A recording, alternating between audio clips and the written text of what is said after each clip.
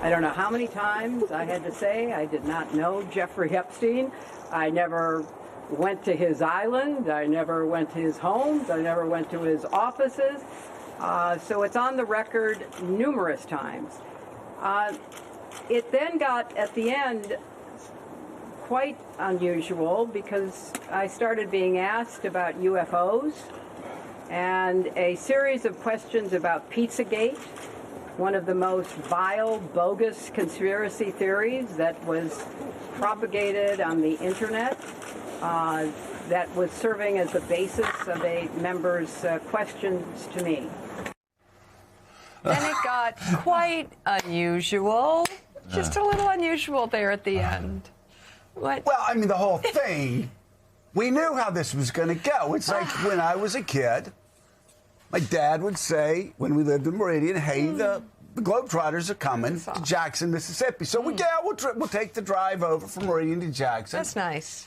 We knew how it was going to end. Right. Okay. You knew James Comer against Hillary Clinton. This wasn't going to go well. I mean, there were reports, Mika, and they're unconfirmed on X, but, you know, the one smart person on Comer's committee, well, not even a person, Arnold the Pig, his chief legal counsel, was seen leaving Chappaqua like 10 minutes before the deposition started, saying, I want no part of this shit. This is going to go bad. And as always, Willie, Arnold the Pig, the best legal mind on the GOP's team right there. No doubt about it. He was the smartest in Green Acres, and obviously the smartest with Comer, because Hillary Clinton yesterday, man, Hillary Clinton, by all accounts, owned the place. Yeah, Arnold the Pig was smart, left out the back door. He was on the sawmill before the questioning was even over, back to his swanky hotel in Midtown. I mean, it's just an absolute clown show that she's called in, having nothing to do with Jeffrey Epstein, as she just said there, never even met the man, that perhaps she could shed some light on her husband, who is going to be deposed today. That's the time to ask those questions.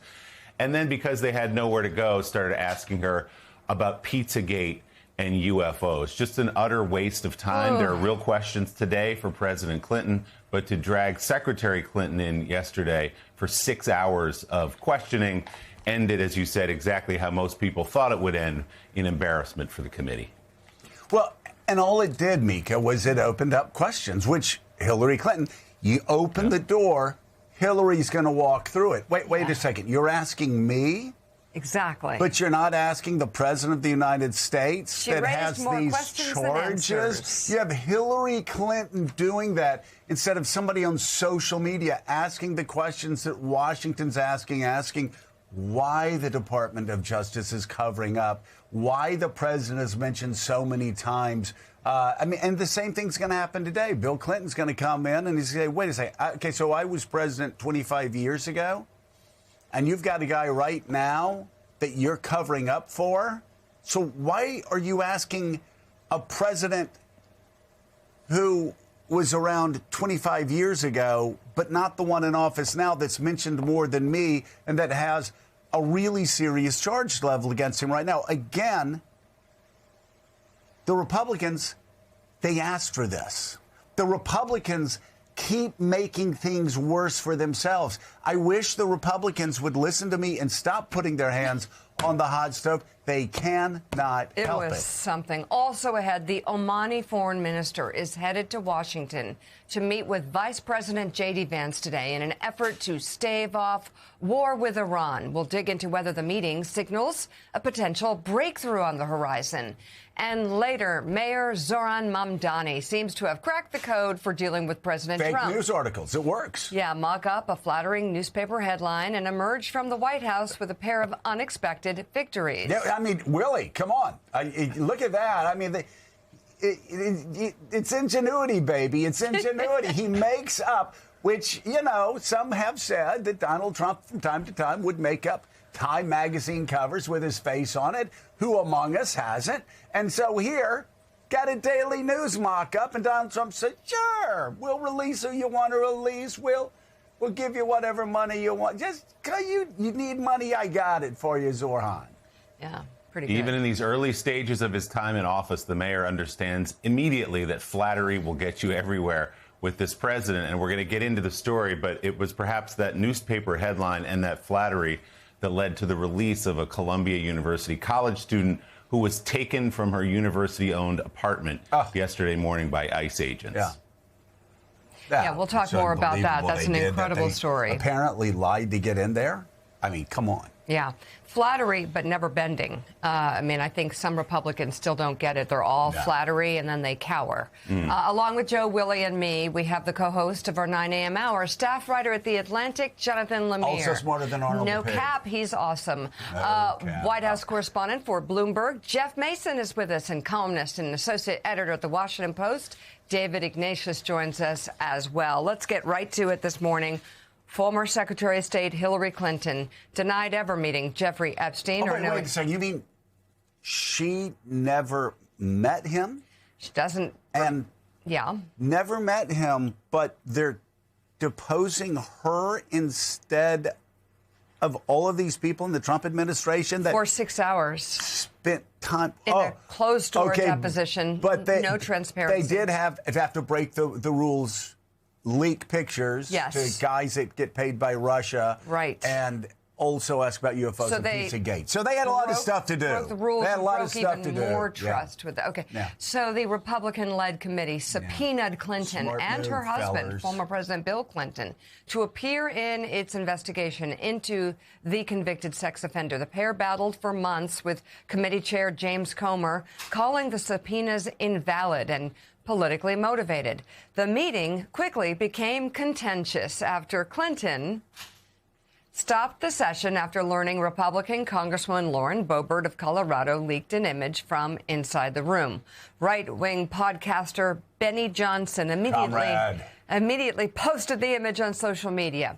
Clinton expressed her frustration with the leak during a press conference, noting that she requested her testimony be made public.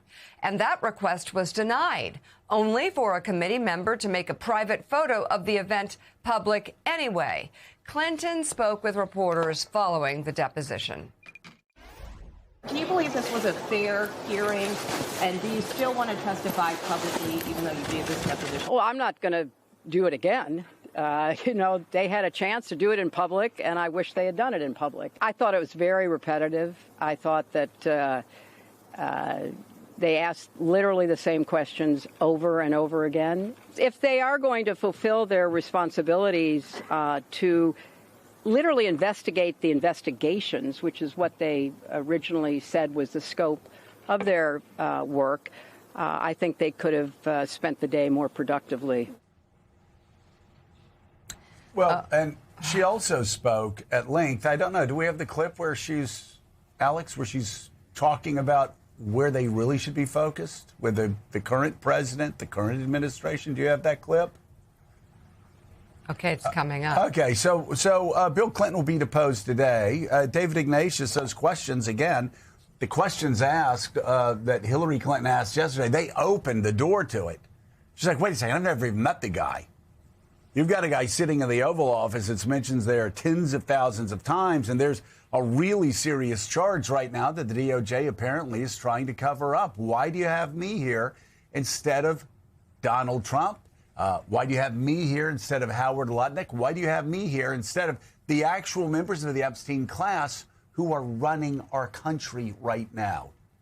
It was a strange opening to this phase of the investigation to in effect, demonstrate that it's not serious and going after the people who actually can answer the questions the public has intensely, passionately.